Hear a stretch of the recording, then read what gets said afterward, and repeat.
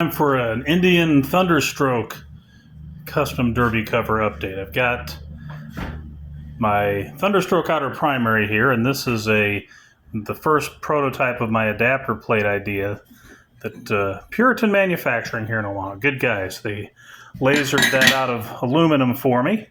So that's how that fits in there. And then these are M6 bolts, turns out, is what holds this thing in. So the idea is we'll mount the adapter plate like so.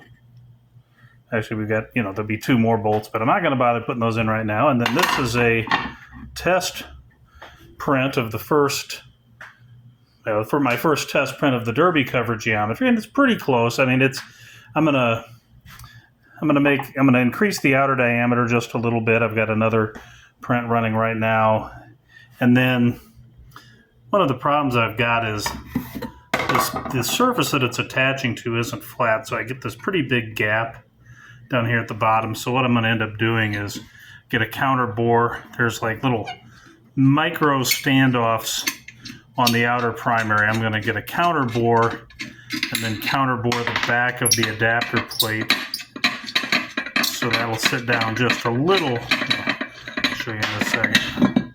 So a counter bore to account for these stand just a smidge proud. So that'll give us a little bit of a drop. And then if you notice, the outside edge of the derby cover actually extends below the adapter plate. I'm going to extend that just a little more, so it'll go down all the way to the outer primary, or close to it. There'll be a little air gap, but not a big one.